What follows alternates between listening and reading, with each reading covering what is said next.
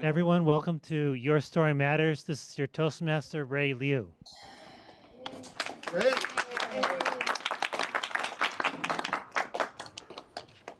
Hello, fellow Toastmasters, friends. I'm the producer and Toastmaster for Your Story Matters, which is a storytelling showcase, not a contest.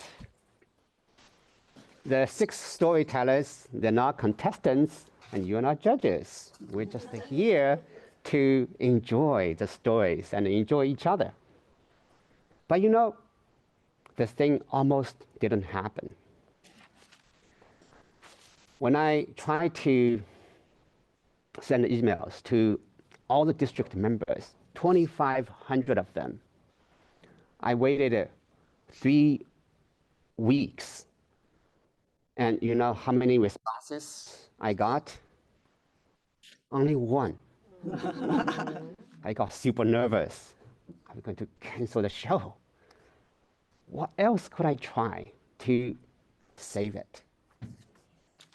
I decided to go personal. I went through the entire district roster and circled each and every Toastmaster that I know personally, and I sent them individual personal email asking them to participate, and did the same thing to presidents and VPEs of each club. And in just 3 days, I got a dozen positive responses. That's how the show was saved, and that's why we are still here. In the end, I got 17 story videos, and out of which we picked 6 who will be told alive by the 6 amazing storytellers. So what is the moral of my little story? Okay. Personal connection. Exactly. Personal connection and personal touch in my communication. That's the key. That can often save your day, as it did to mine. And these 6 stories that we're about to hear, they are personal stories. There's personal touch in it. Well, let's enjoy.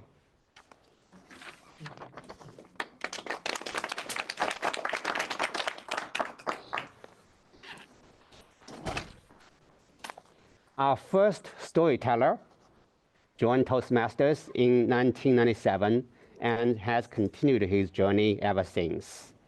He represented District 4 on 3 occasions at the regional level of World Championship for Public Speaking.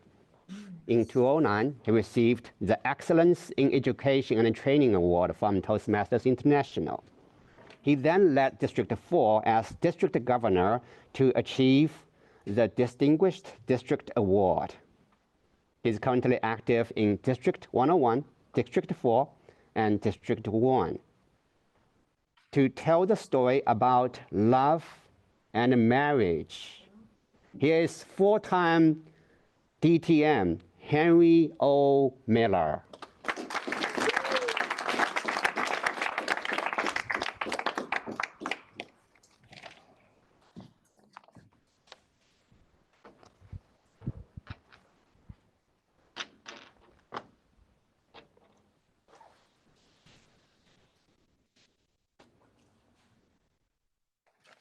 Love and marriage, love and marriage.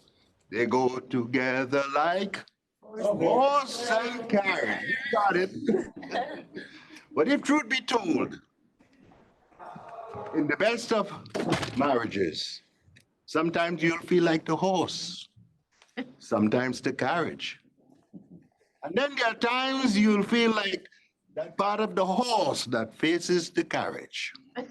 Now, I don't mean to start any trouble here today, but tell me, in your relationship or marriage, who is the horse and who is the carriage?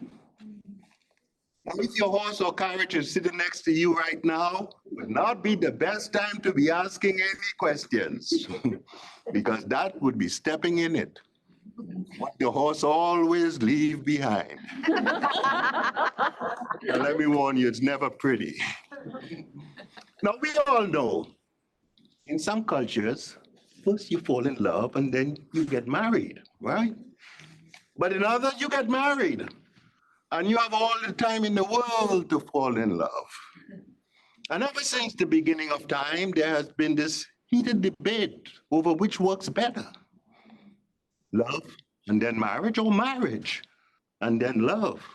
Who knew? Did you?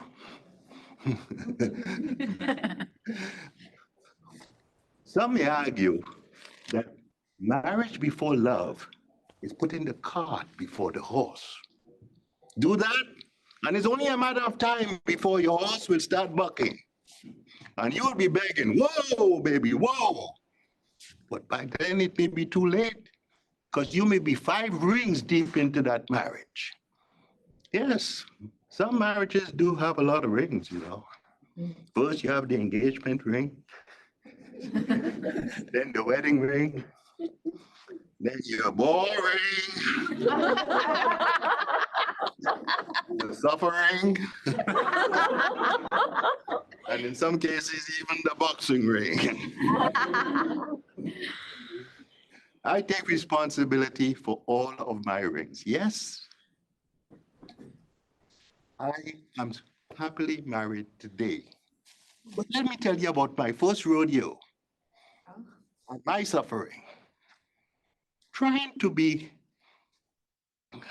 traditional, I sat down and wrote a 5-page letter to my ex-wife's father, asking for his daughter's hand in marriage. 5 pages, promising to love, honor, and obey. His response came back 2 days later. 1 word, no.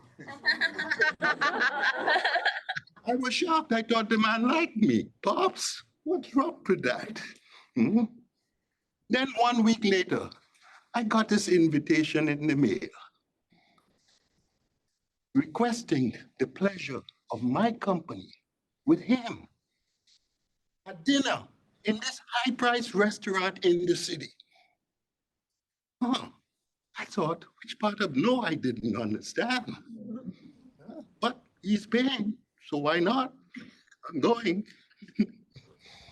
Little did I know it was to meet the family. And they roasted me. I left that day with a tan. And I'll never forget how Pops ended his roast. No, son, you cannot just have my daughter's hand in marriage. You have to take her hands, her feet, and all the parts that come with her. She's all yours. And let me warn you, there's no return policy with my baby. Mhm. Love, honor, and obey. Good luck. Let me warn you, there are 2 magical words in marriage that you have to learn right away, son. And what's those, Pops? Yes, dear. Yes, dear. Hmm. You see, he said, in marriage and love, when a man gets married, he loses his bachelor's. And the spouse, she earns her master's. She earns her master's. And Pops was right. Pops was so right, because in the first years of marriage, she would speak and I would listen. Yes, dear. Yes, dear. Then by the 3rd and 4th year, I would speak and she would not listen. There was no dear there. And by the 7th year, we both were speaking. And only the judge and the lawyers were listening.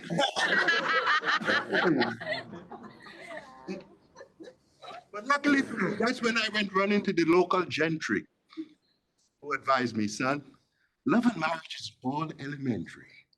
No, you don't need a bachelor's or master's to get married. Hmm. All you need is better communication and better leadership. Does that sound familiar to you? Yeah. Okay, it worked. And today, I am still happily married. We are stronger together. My friends, love and marriage does go together like a horse and carriage. But in reality, sometimes you'll be the horse. And when you're the horse, carry that load with a smile. Enjoy it. And when you're the carriage, sit back, relax, and enjoy the ride. And if you are that part of the horse that faces the carriage, we don't want to know. We don't want to know. Because love and marriage does go together like horse and carriage. And you can't have one. No, you can't have one. Let me hear you. You can't have one without the other.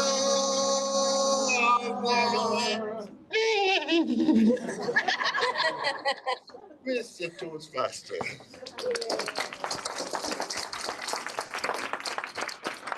Thank you, Harry. Love and marriage, love and marriage. Now it's stuck in my head. Thank you, Harry. You notice my wife is not here today, right? Okay. Indeed, all it takes is good communication and leadership. And I can attest to that with my personal stories of love and marriage. Our next storyteller is corporate executive for 35 years of experiences in India and the Middle East. He is a corporate trainer in leadership and communication. He's active in Toastmasters for 6 years, and he's immediate past the club growth director of District 125. To tell a story about a play, PLAY, here is DTM Malind Padwarden.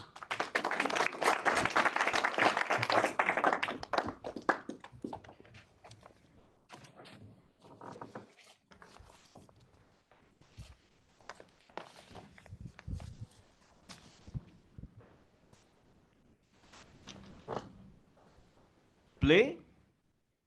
Did he say that as the title of my speech? Play? What do you think? Can a speech be ever titled Play? Yes, my speech is indeed titled Play.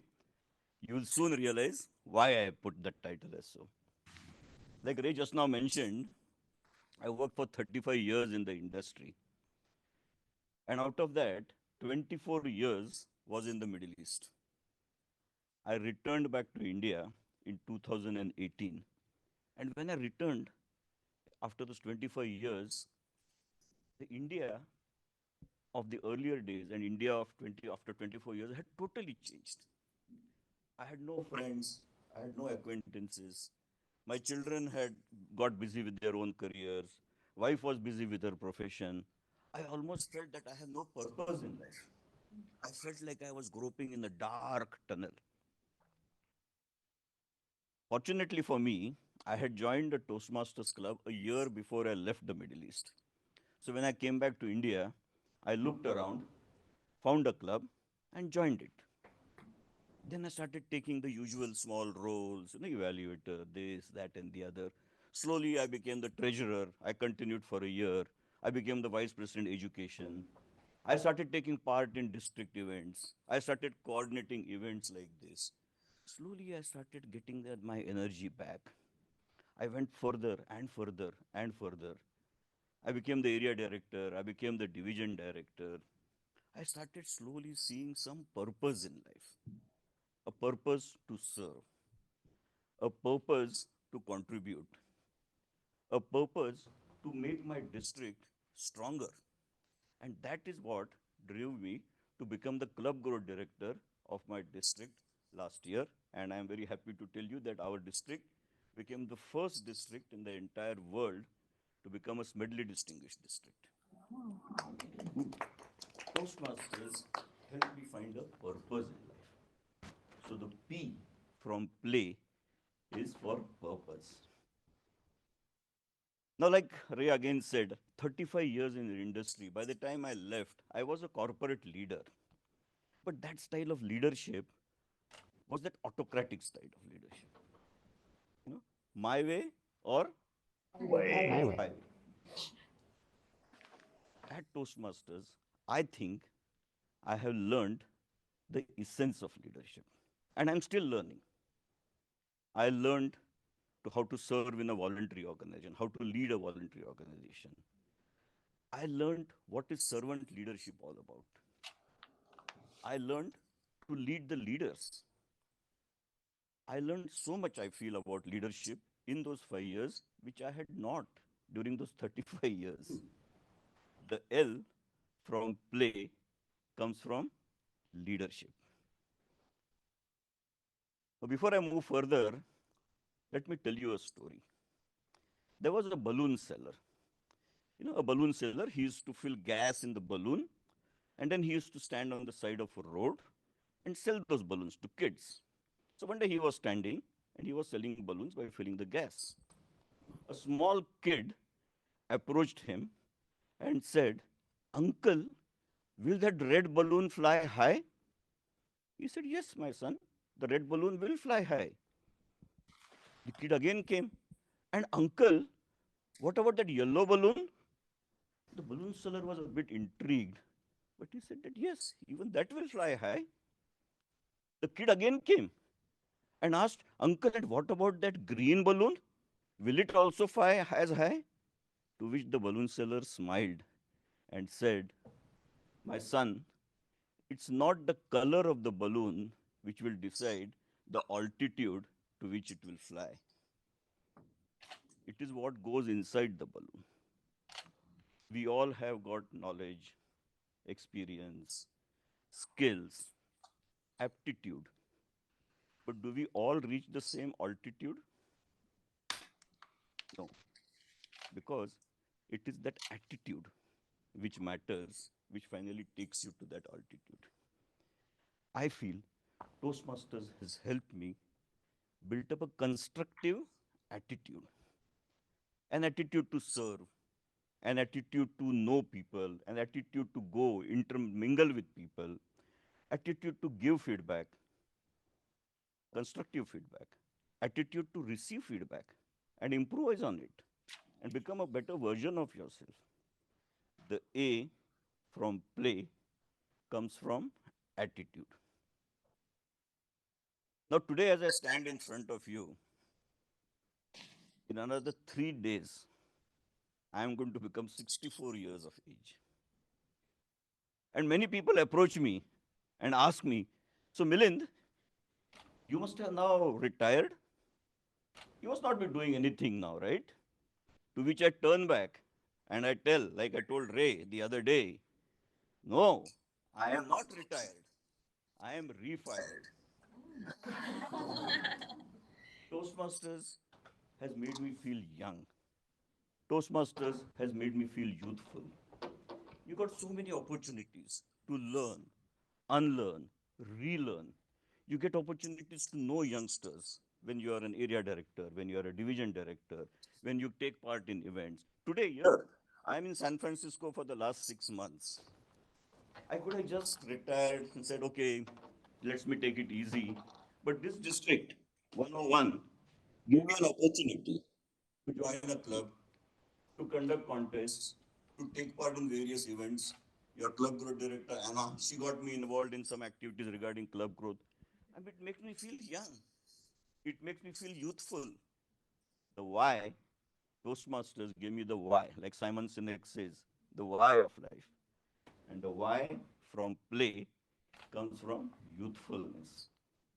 So P for purpose, L for leadership, A for attitude, and Y for youthfulness. I hope now you understand why my title of my speech is Play. These four things helped me build my own story, my Toastmaster story. I sincerely hope that some of these things which I mentioned may also rub off on you and help you make your story. Contest chair. Sorry, Ray.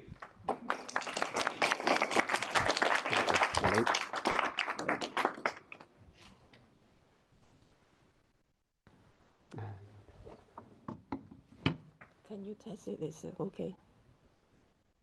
So can people hear me? Philip, can you hear? Why don't you talk? Okay, wait, let me turn it on. Yes, Okay. we Now can it should be hear. good. Can you hear me now? Yes. Not retire, but refire. Toastmasters is just that transformative. And let's all play inside Toastmasters and outside. Love and marriage. Oops. Our next storyteller is president of Cupertino Toastmasters. She has been actively participating in Toastmasters for over 30 years. She has been in numerous district and club leadership positions, and Toastmasters has inspired her to keep learning for personal growth and to mentor other clubs and individuals for their growth. My Story Mattered is the title.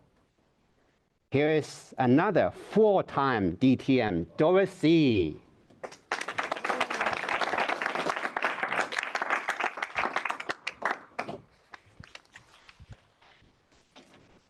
Fellow Toastmasters and welcome guests. If there were speaking slots still opened for this session, how many of you will take the opportunity?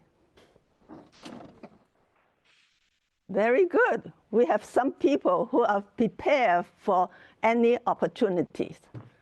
For those who didn't raise your hand, you had let the opportunity slip through your fingers because you were not prepared. The American activist, witness M. Young, well described when he said, "It is better to be prepared for an opportunity and not have one, than to have an opportunity and not be prepared." He is absolutely right, and let me illustrate that with my own stories. Back in 1982, I was a shy, quiet, timid introvert working as a research chemist, a job that requires little speaking with people. One day, a colleague invited me to a Toastmasters club at work to observe his icebreaker speech. Little did I know, I was in for quite an experience. I listened as the evaluator critiqued his speech. I watched as his speech had an autopsy, with the word master checking if he used the word of the day, the grammarian noting the improper usage of the language, the R counter hitting the gong whenever he uttered any filler words like ahs and ums. I was scared away. Toastmasters was like torture. I had the opportunity to join Toastmasters to develop my speaking skills, but I was not ready to go through that. I did not join, and I did nothing. Then 7 years later, in 1989, I realized excellent communication skills are crucial in every aspect of life. Even my chemicals didn't seem to listen to me. I need Toastmasters badly. So I convinced a friend to join Toastmasters with me. Unfortunately, he did not survive the torture, and he quit after his first speech. However, I decided to stay on, though it took me a long time to compose my icebreaker speech and 4 weeks of practice. Finally, I delivered my very first speech on October 17. Guess what? I won the Best Speakers Award. It was an earth-shaking event. Now you know the real cause for that big quake in San Francisco that day. I used to pray that for the other speakers to be overtimed and be disqualified so I could win. But I learned that an opportunity with good preparation, one can still achieve exceptional outcomes. Over the years that followed, I stayed active in Toastmasters, polishing my communication skills. I also took on various leadership roles to acquire leadership skills and competencies for handling different situations. I was no longer shy about speaking. Then, in 2008, the world is in an emotional turmoil. Many companies were folding, and I have been laid off for 2 years. But it sounded like music to my ears when I heard that the government was setting up local offices for the Census 2010 and was recruiting office managers. I scored high in the written exam and was selected for an interview. I brought my portfolio along and I showed the panels about some of my activities and Toastmasters achievements. The chief interviewer was very impressed with my marketing campaigns, my promotion booths that I set up at street fairs, and the proclamations I got from 17 local cities. She even recommended me for a better position that was not yet posted. She said I had exactly all the skills that they were looking for. I was one of the very first few to be hired and one of the last few to be let go. I worked 2 full years with health insurance benefits, a use of a cell phone, a laptop, and a personal printer. Better still, I got a raise, not $2,000, not $4,000, but $24,000 for my second year, while many people were facing pay cuts and layoffs. My personal stories is a perfect illustration of what exceptional outcomes can be achieved when one is prepared for an opportunity. So my friends, hope my story will inspire you to stay hungry, keep learning, and prepare yourselves. Don't follow me and wait 7 years. Take action now. Prepare yourself. Grasp all the opportunities and make your story matter.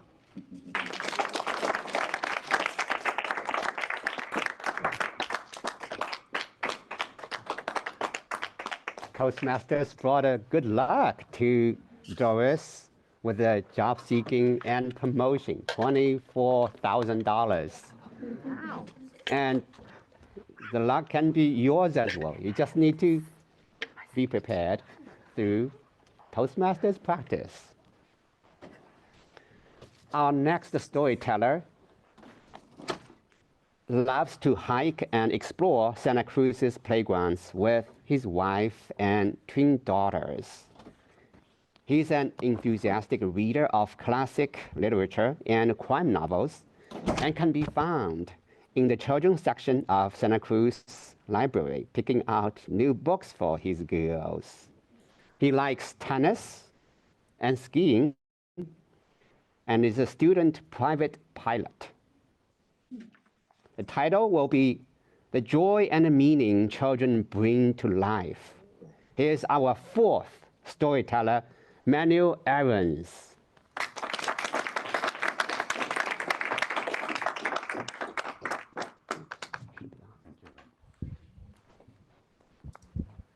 Thank you. Let the children come to me, for to such belongs the kingdom of God. This verse from the Bible, ladies and gentlemen, it captures for me the essence what it means to be a parent. Children are indeed a gift from God, and they bring us tremendous joy and meaning into our lives. This part of our convention, it's called Your Story Matters. And I'm sorry, Ray, I changed the title of my speech because I was thinking a lot over the last couple of weeks. What would I have to tell such a distinguished group of great speakers, of fellow Toastmasters? What could be of interest? So today I want to talk to you about the joy and meaning that children can bring to our lives. This speech, it's about a very personal thing. 11 years ago, I married my wife, and hands down, it was the best decision I ever made in my life. I'm hoping she feels the same way. There's, of course, a very romantic side of getting married, and there's a not so romantic side in my case. We got married while I was on a 3-month work assignment in San Francisco. So in hindsight, one could say we made the most important decision while I was on an extended business trip. This shows how important our jobs were for us 10 years ago, how important work was for us 10 years ago. It was mainly about the next interesting project, the next good work assignment. It was about the next promotion. We were thinking about kids, but it wasn't really that important for us at that moment. Until we made a doctor's visit. And we got diagnosed with a medical issue that would reduce, in a short amount of time, the likelihood of us having kids to 0. We were devastated. We were scared. We were thinking about the meaning in our lives and what we really wanted. And what we really wanted, it wasn't a professional career. It wasn't traveling to the next cool city. It wasn't the next promotion. A door was closing. And soon this door would be shut for us. And we wanted children. We talked a lot. We thought a lot. There were nights when we couldn't sleep. And then we got an appointment at UCSF Medical Center. And there, Dr. Paulo Rinaldo, he was the first doctor who talked with us in our first appointment. He didn't make any promises, but he gave us hope. And he started together with us down on a pathway that took us through 1 year of uncertainty. And then we heard, congratulations, you are pregnant. Wow. You have twins. Wow. Let the children come to me, for to such belongs the kingdom of God. When Jesus said this, he was meant to talk about a segment of society that was thought to be insignificant. However, children in their weakness and in their vulnerability, they have so much to teach us as adults about life. I'm also a child. We all are children to our parents. And in November last year, I got a phone call from my dad. And for the first time in my life, I heard my dad cry. My dad, he was always the rock in the sea of life for me.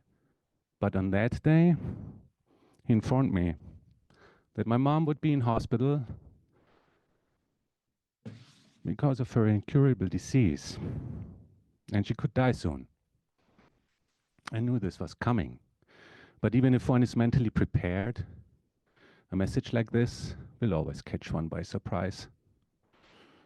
I was half a planet away, so I jumped on the next flight, and I stayed more than 1 week with my parents, and I can tell you, the conversations I had during that week with my parents, they were among the most cheerful and the most intense conversations I ever had in my life. I told my mom that I would never be able to repay her, but I can honor her. I can teach my kids her way to love. And she told me that she made peace with her life and with her disease.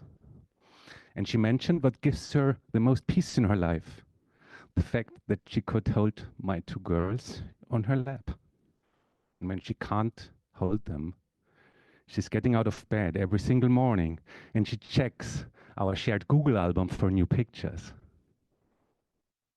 She even told me that she's looking forward to our next visit. The idea of us visiting her next summer gives her strength to overcome the horrible pains of her disease. That's what she told me. This is what children can do. Although in this case, I'm under no illusion. It's what grandchildren can do. I cherish all children as the most important thing which we have on earth, as a human species. If you have children, cherish them. If you want children and luck is not on your side, know that there is help out there, just like there was for my wife and myself. And if you don't have children of your own, cherish the children around you, in your neighborhood, or in your wider family. One additional caring adult, it can make the world of a difference in a child's life. If you believe in God, do a prayer with them.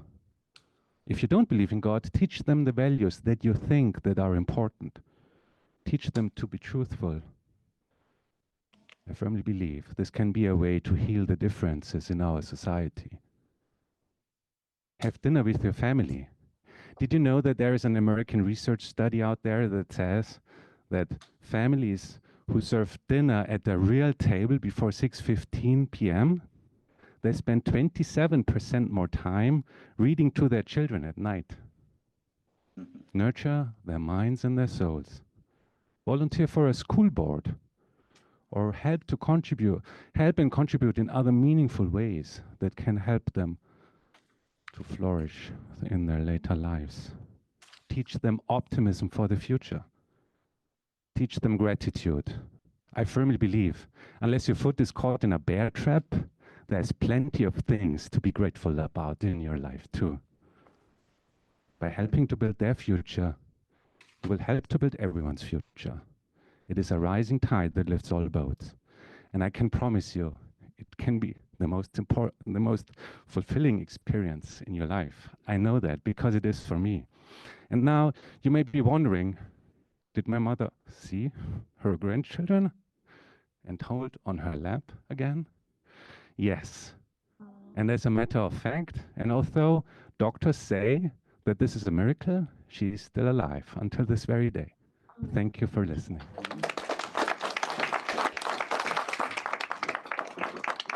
Thank you very much. Thank you very much, Manu, for telling that personal story and message. And we're happy that your mom is doing well and she met her grandchildren. Our next storyteller is a chemist turned rocket scientist. She joined Toastmasters in 2019. She served in multiple club officer roles, area director, the best one, and is now serving as a division director. The title is 3 Steps to a Delicious Speech. Here is Division Lead Director Wendy Fan. Thank you, Ray, for the kind introduction. Fellow Toastmasters, welcome the guests and my dear friends. It's so great to see you today and to share my stories. When I joined Toastmasters 4 years ago, I was very frustrated at writing speeches. Draft after draft, I was lost. I had no clear idea, and I never won best speaker. It wasn't until my sixth speech where I spoke about my favorite cartoon character, Kung Fu Panda, a misfit turned hero, that I won. The only speaker. When the award was announced, a member teased me. You won because you bribed us with cookies. True. To enhance my speech, I brought Panda's favorite crunchy almond cookies.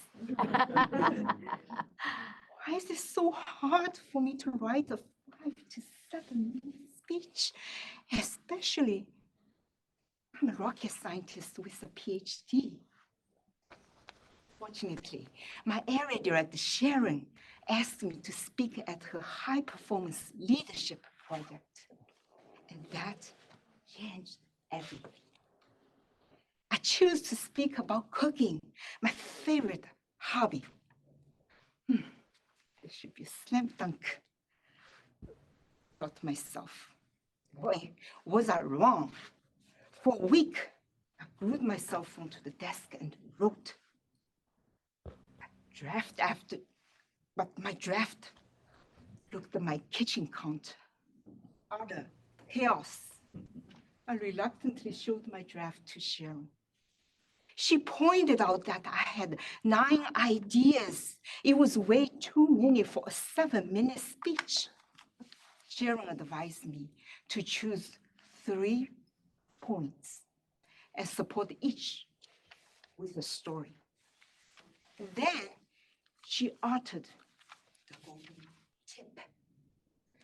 Remember, never tell a story without making a point. Never make a point without telling a story. Damn. The dark chaos receded. Blue skies and golden sunshine returned. I quickly sifted through my mountains of materials. I picked the 3 points that benefit my audience the most and matched each with a story. Everything fell into the right place. I put together speech in a day, and my audience loved it. I learned that writing speech is a lot like making a cake. First, we need to create a firm structure.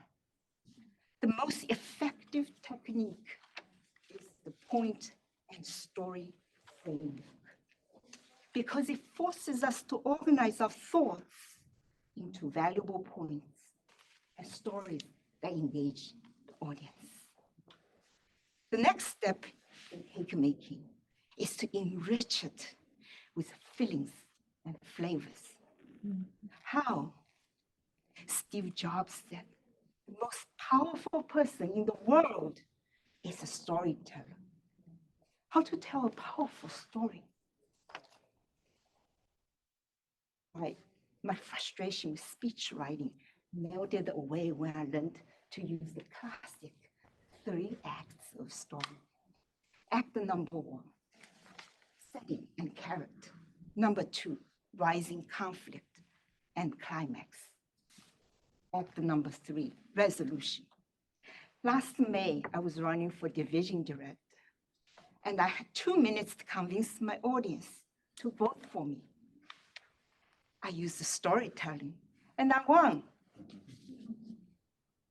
I opened my speech with this quote to make my point. Philosopher Lao Tzu said, a leader is best when people barely know he exists, because when his work is done, they will say, we did it ourselves. Then I told a story to illustrate my point. My division director, Ashwin, is such a leader. February last year, I felt alone and drained. I was running contests back to back. Few people said yes to my request for help. As I was thinking, Ashley reached out. In a gentle voice, he said, "Don't worry, I got your back." The contest was smashing success. 4 of my 5 clubs achieved the distinguished status, and I won the Area Director of the Year award. The next step, let's review, okay? Setting, February last year, I was running contests. Rising conflicts, few people offered help. Climax, I was seeing resolution actually helped, and both me and my club succeeded. The next step in cake making is finally complete the cake with icing using humorous emotions and descriptive languages. Did you notice? I didn't narrate. I relived my experience. Did you notice my emotional wording? These are the key aspects to storytelling. So 3 steps to a delicious speech. First, create a firm structure with the point and story framework. Next, add feelings and flavors with the 3 acts of storytelling. To make your speech truly unforgettable, relive your life stories and incorporate emotions. Everybody has a story to tell. What is yours? Thank you.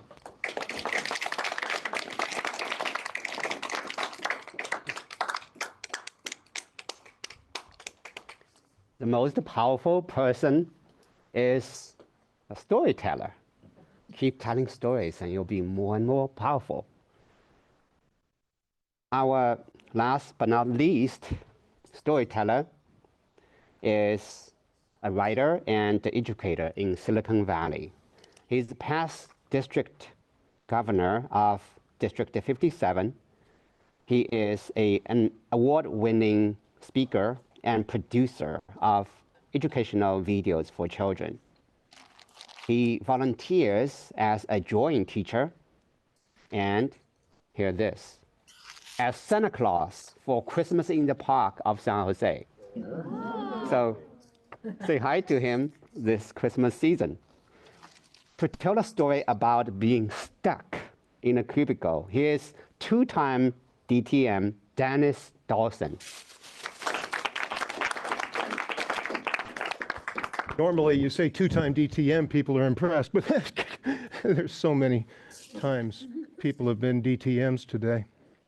I'm going to take you back to a very dark period, the year 2003. Oh, usually there's a clap of thunder. After years of unfettered growth, suddenly the tech industry collapsed. The bubble burst. I lost my job at Oracle. In fact, my whole department was laid off, and there was no work for a technical writer anywhere in Silicon Valley. I was out of work for a full year. When I did get a job, I was writing test questions for high school students. Loved the job, hated the pay. So when I was tossed a lifeline and given the opportunity to get back into technical writing, I grabbed it. I started working at Documentum. Every day I commuted to my cube and I had my nose to that grindstone, baby. I was working. I never wanted anybody to think I wasn't working every minute of the day. And it was annoying because my cubicle was close to this conference room. And every week, there's this bunch of people that go in there and they would start clapping like seals for everything. And they were laughing, constantly laughing. This is a business, people. I'm trying to get work done. I don't want anybody to see me and think I'm not busy. Well, one day I was in the break room and I saw a flyer. The flyer said, free pizza. And Toastmasters. Now, I'm not going to pass up my very favorite food in the world, free. And so I went to this Toastmasters meeting, and some guy got up there and was talking about how it helps your leadership skills and your speaking, but there were 6 different kinds of pizza. I sampled every one. And at one point they said, we're going to do some impromptu speaking, some table topics. Anybody want to do it? Now, I've never been afraid of public speaking, obviously. I was the first kid up for Share and Tell every week. So sure, I'll do a table topic.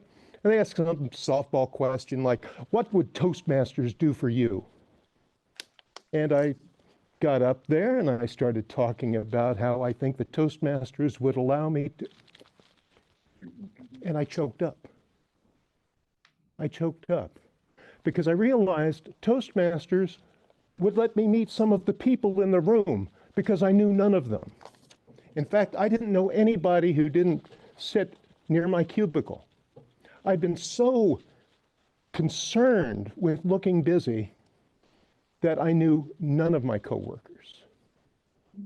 And it was Toastmasters that brought me out of that cubicle. I didn't know what I was in for at the time because we didn't have a vice president of education. They'd never had one. They said, Dennis, you do training. What? Would you be a vice president of education? Sure, I'll do it. What do I do? Well, there's a TLI this weekend. You just go and you learn and you come back. You'll be our vice president of education. Yay! Okay, I'll do that. So I go to TLI. Oh my God. The fate of the club depends on you. We have a president. Presidents do nothing. I went back to my club. I said, you know, there's this competent leadership manual as well as the competent communication manual. Really? What do we do with it? Well, long story short, I took the club from nothing to President's Distinguished in a year just by doing what I was told at TLI. Now, one of the things I wanted to do as a Toastmaster was compete in contests. And I tried to find where the area contest was, and I couldn't. I finally contacted the division director, and she told me where it was and said I could just show up and they would let me compete. Oh, that's nice. So I show up, I competed, I won. The area director said, oh, that was so great because we didn't think anybody from your club was going to come. So I went to the division director. I said, how does somebody get to be one of these area director people? She says, well, there's a rigorous process. You have to go, oh, I'll do it. Okay, so I was going to be an area director. I went to the conference that year. But it turned out we didn't have a division director candidate. I said, well, I don't know how to do that either. And they made me a division director right out of the box. 1 year into Toastmasters, division director. Well, the next year, I was inspired. I wanted to become the club growth director. Turned out we didn't have a program quality director candidate that year.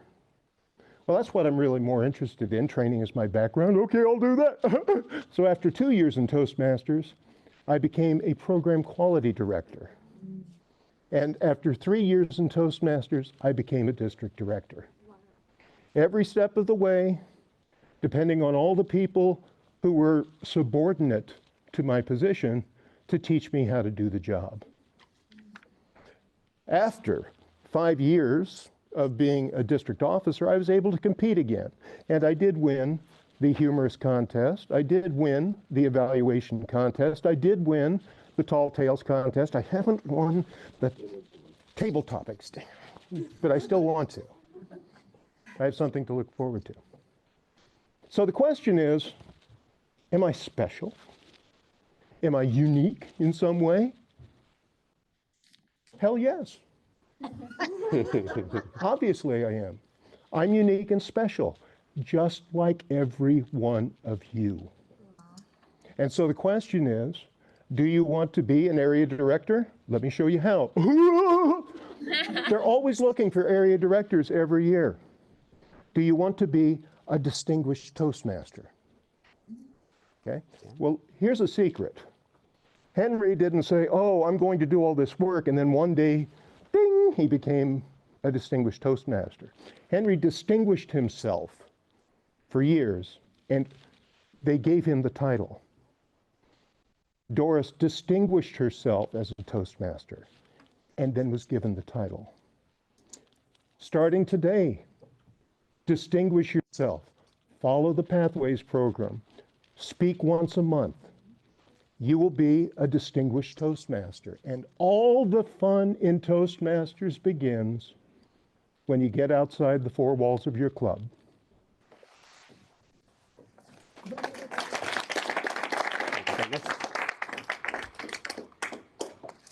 Well, that concludes our storytelling showcase, brought to you by the 6 amazing storytellers with 11 DTMs combined.